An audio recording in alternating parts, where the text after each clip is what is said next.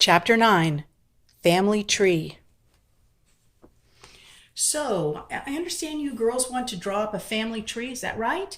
Asked Mrs. Walker, Jack's mother. Yes, and we have some of the names here, but we don't know too much about the people. We just know the names of two girls and some of their family and a friend, answered Kendall. They were sitting with Jack at his kitchen table. His mother had set out several large sheets of paper and some pencils. We have a list of everything we know so far right here, said Megan. She pulled out the list that she and Kendall had written that morning and showed her list to Mrs. Walker. Well, this is a good start. I understand that you found some old letters at an auction. Wonderful. Genealogy can be lots of fun. Since this isn't your own family, we won't be able to ask your grandmother or anyone else questions about the relatives. We're going to have to do some detective work, I imagine. We'll have to look for clues wherever we can find them. Think of this as a big puzzle. We'll start with the people we know, Eliza Edmonds and Anna Matthews. And you said the letters are dated 1809 and 1810? Do you know how old the girls are in the letters? Asked Mrs. Walker. No, they don't talk about birthdays, but we know they're cousins. Okay, that's fine. If they are cousins, then they have parents that are related, brothers or sisters, and they would have the same grandparents, or at least on one side, like you girls. Is there any mention of parents' names or grandparents? Yes, they talk about grandmother and grandfather Watson, and an Aunt Mary and Uncle Hutchinson, and a baby cousin named Dorothy. Is Dorothy the sister of either the girls, Eliza or Anna? Asked Mrs. Walker.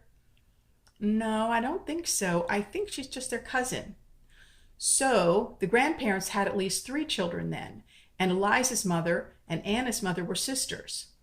How do you know that? Because Eliza and Anna have last names that are different from their grandparents. The last name follows the son, but a daughter always changed her last name when she married. It's different today. Sometimes when women get married, they keep their last name, and sometimes they change it to their husband's name. It's certainly going to make this kind of detective work harder in the future, said Mrs. Walker with a smile. Was anyone else mentioned?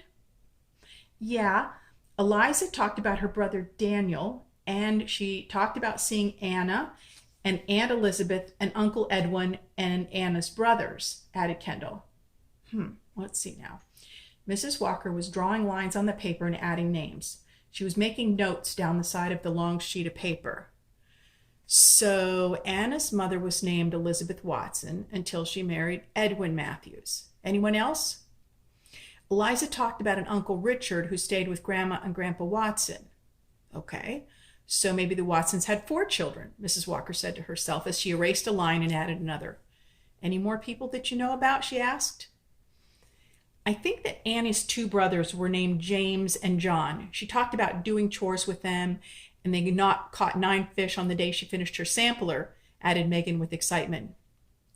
Oh, I wish we could know what that sampler looked like. They always had dates on them, and that would have helped us with the timeline for this family tree, said Mrs. Walker wistfully. We do have the sampler, and it has a date on it. She finished making it on July 6th, 1809, answered Megan with glee. My word, you have the sampler? I can't believe it, said Mrs. Walker. Well, now, this really is getting exciting, and the sampler can give us a rough idea of Anna's age. Young girls, as young as 8 years old, made their samplers. What other information do you have? Any details that were mentioned in the letters might be clues. The only other person I can remember is a friend named Thomas, but I don't know what his last name is. He's a friend of Anna's brother, James. This is a lot of information, and we've got quite a start on a family tree here, ladies. What I would like you to do is go back over your letters again carefully. Write down any other details mentioned, any names, dates, any places, anything else that you think might help us figure out who these people were. Remember, you have to be detectives looking for clues anywhere you can. Thank you, Mrs. Walker. We'll read them again and see if we can get more clues for you, said Kendall. And we'll bring over the sampler for you to see. It's really pretty. That would be wonderful. I would love to see it. I enjoy doing this, girls, so you stop by any time with any clues you find, all right? Okay, we will. Jack, you want to come over and check on the cottage? Yeah. Bye, Mom. Later. So where are you two hiding this diary? Asked Jack as they walked to the Bailey's house. I'm keeping it just where Anna said to keep it. I have it locked inside her box, replied Megan. You talk like you know this girl, Megan, said Jack. Well, I feel like I do a little bit. Don't you feel that way, Kendall? She asked shyly. Yeah, I feel like Anna and Eliza are friends of ours. I feel some kind of connection to them. I know that probably sounds weird, but that's how I feel. And I really want to find out more about them, explained Kendall. Me too. I feel the same way. I even had a dream about them the other night, asked Megan. Oh, brother, you girls are nuts, said Jack. Well, if that's how you feel, then maybe you don't want to see the diary, retorted Kendall. I was just kidding. I want to see it. I've never seen anything old like that, and it sounds really cool. Too bad you didn't find a boy's diary, huh? Yeah, sorry about that, Jack.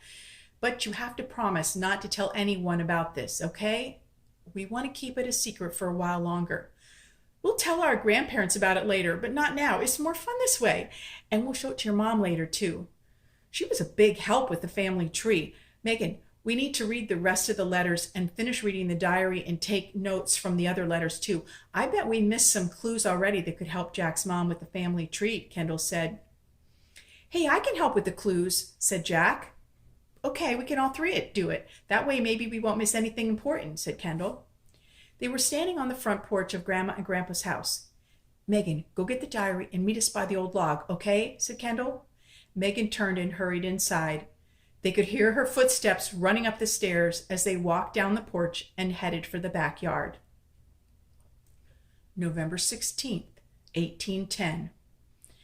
It is very cool, and all the trees have already turned colors and lost most of their leaves.